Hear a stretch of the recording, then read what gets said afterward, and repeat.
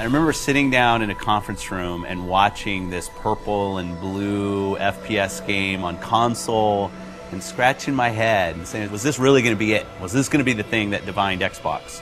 And obviously 10 years later it proves that that was the kind of the seminal moment for us, the beginning of Halo as an Xbox game. Not only did Halo 1 bring the FPS to the console, it also brought story. Cortana. I've spent the last 12 hours cooped up. The combination really established sort of a new genre, if you will, of FPS console story expectation. Halo did a lot of really conventional storytelling through cinematics and cool voice acting and great music, obviously.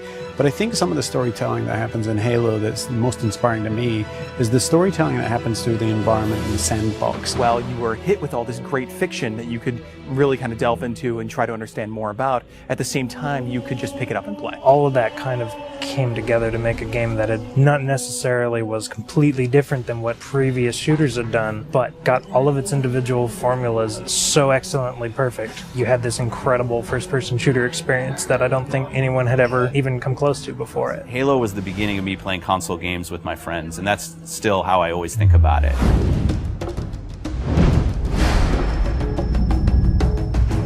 I think people have been asking for a remake of Halo 1 since Halo 2 was announced. I like to go all the way back to the day that Xbox Live came out, and the demand for Halo 1 and the ability to play, say, co-op over Xbox Live kind of started, and it built up over the years and over the years. It was the perfect timing since the 10-year anniversary was coming up. It occurred to us that there's this entire generation of people who never played the original game. If you're an 18-year-old gamer today, you were 8 when Halo came out. We did due diligence on a number of partners. The number one requirement was that it didn't impact gameplay at all. You have a classic. You have something that's just magical, right? If you go and tinker with it, you're going to lose that magic. What we really needed was someone who could work with our existing physics and gameplay engine. Saber popped up really quickly. They're like, yeah, we can do this. We can make the game look like a current generation game, and we can do it by using the original Halo 1 engine. The gameplay in Halo 1 is what's called deterministic. In other words, if you feed the engine the same input, the game will behave in the same way. And if you can apply this principle across a network, you can have two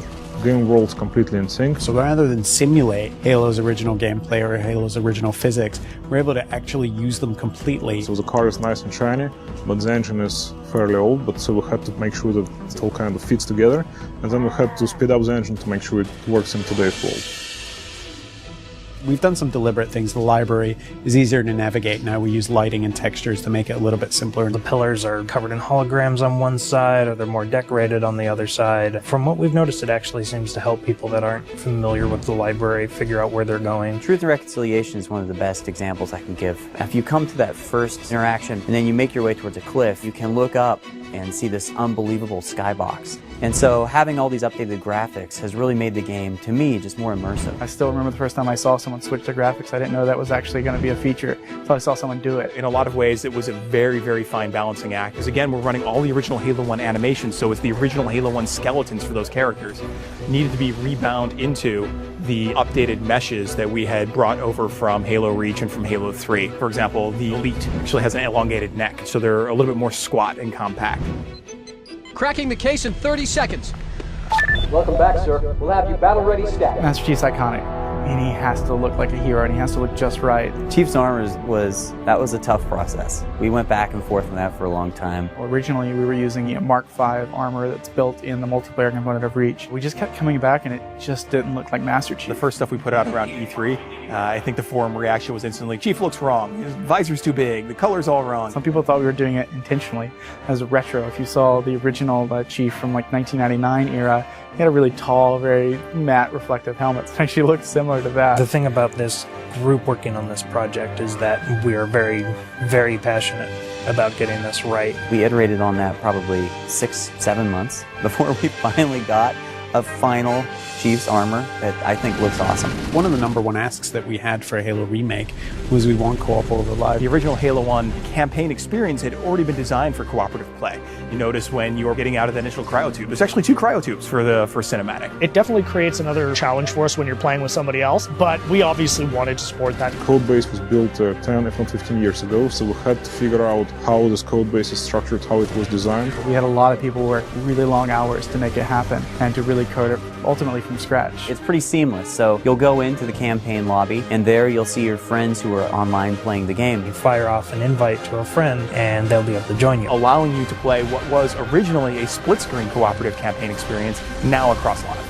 Skull on. Classically, skulls in Halo tend to affect behavior, which means the AI needs to support those behavioral changes. How do we create something that alters gameplay? Well, one of our fundamental tenets is keeping gameplay the same. Skulls are one of the tools we're giving the player that if they do want to change their gameplay experience a little bit, they can do it. Benefit to this is that most of these skulls are brand new. You've never seen them before, you never played them. Like Malfunction, where random HUD elements disappear whenever you respawn. Boom is a skull that increases the radius of explosions, making explosions more dangerous both for the Covenant and for the player. That in combination with something like Grunt Funeral means that you become very afraid of grunts.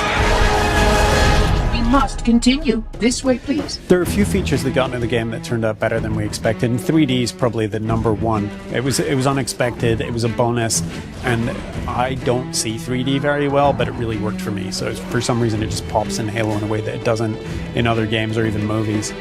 Yeah, I'd say the feature that surprised me the most was Connect. So we've got a number of voice commands throughout the course of the game. Things like grenade, reload. At a point during the game when you're playing, you can say analyze, and this mode comes up where you can almost capture items. So you move your cursor over, say, an elite or a grunt, and in the library, you can go in there and see the things you've captured, move the model around in 3D, and it gives you a bit of a breakdown and explanation of what those characters are.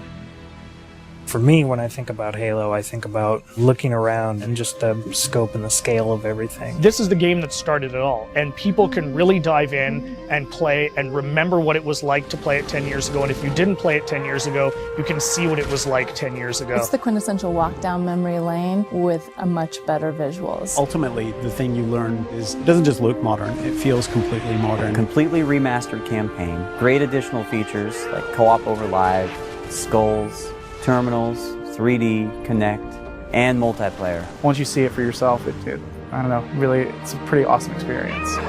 There's a lot of stuff in there for $40. We're actually really excited about the fact that there's so much there, and it's a real smorgasbord of stuff for people who enjoy Halo. One of the best values that you'll find this holiday season by far.